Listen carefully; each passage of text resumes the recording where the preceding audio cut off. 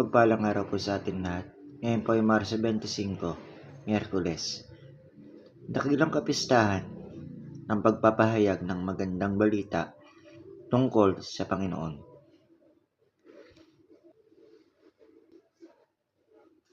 Ang unang pagbasa po natin ngayon ay hango sa sulat ni Isaias 7:14, 8 hanggang 10. Ang ikalawang pagbasa po natin ay hango sa sulat ng mga Hebreo 10:4.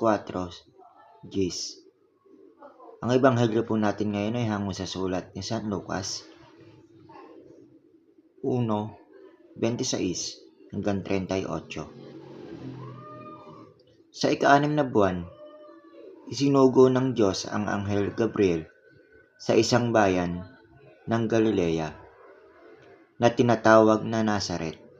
Sinugo ito sa isang birhen na ipinagkasundo sa isang lalaking nagngangalang Jose mula sa bahay yan ni David, at Maria naman ang pangalan ng birhen.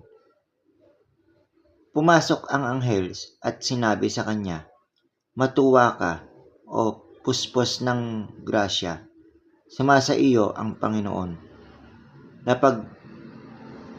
Nabagbag naman si Maria dahil sa pananalitang ito at pinagwari kung ano ang pagdating nito. At sinabi ng anghel sa kanya, "Huwag kang matakot, Maria, dahil may magandang niloloob ang Diyos para sa iyo. At ngayon, maglilihi ka at manganganak ng isang lalaki na pangangalanan mong Jesus. Magiging dakila siya at tatawagin siyang Anak ng Kataas-taasan, at ibibigay sa kanya ng Panginoong Diyos ang trono ng kanyang ninunong si David." Sinabi ni Maria sa anghel, "Paanong mangyayari ito? Gayoy di ako ginagalaw ng lalaki." At sumagot sa kanya ang anghel, "Papanong sa iyo ang Espiritu Santo at dililiman ka ng kapangyarihan ng Kataas-taasan, kaya magiging banal ang isasilang mo at tatawaging anak ng Diyos."